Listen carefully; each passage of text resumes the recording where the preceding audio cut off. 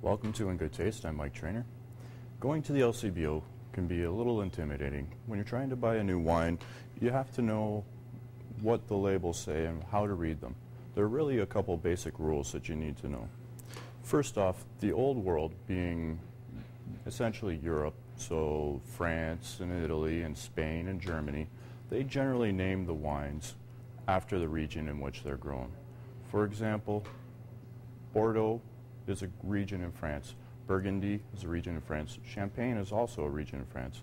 But then you get Chianti in Italy or Rioja in Spain. These are all very well-known regions that have a lot of wines named after them. Whereas in North America or the New World, so that would include Australia, Ontario, or California, for example, we tend to name our wines after the grape varieties in which they're grown.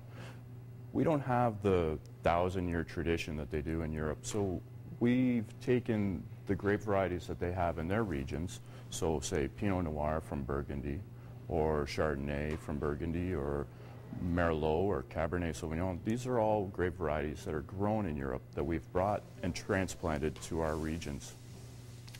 When you take a look at an Old World label, it is really important that you don't overanalyze it. Basically, all you really need to know is the basics. The Bouchard Père Amphi, that's the name of the house that makes the wine. The 2006 would be the vintage, so the year the grapes were grown. Every year is a little bit different, so next year's wine will be 2007. We only get one vintage a year in the wine industry. The Pouilly-Fuissé, what that is a sub-appellation.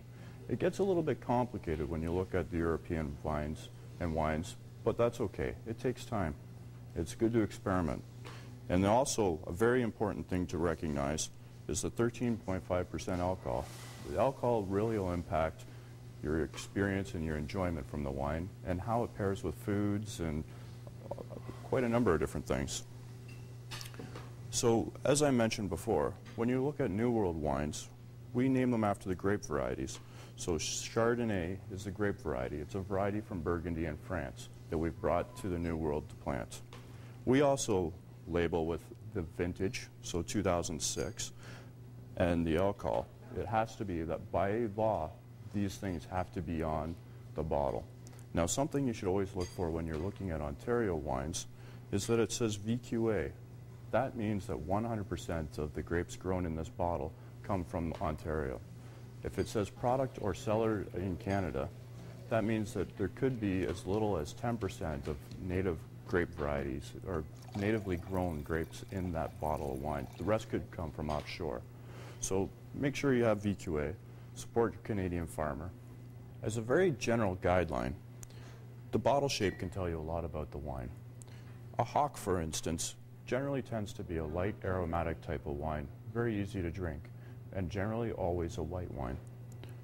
A Burgundy, like this bottle, tends to be more of a mid-weight wine, not as heavy, a little bit more flexible. You can do a lot with these type of wines. And a Bordeaux shaped bottle with these broad shoulders, they tend to be a much heavier style of wine with a higher alcohol and a bigger, rounder content. I hope this helps you choose a wine next time you're at the LCBO or your local winery. So from In Good Taste, cheers, and I hope to see you next time. In Good Taste is brought to you by Oak Heights Estate Winery, an experience worth sharing in Northumberland County.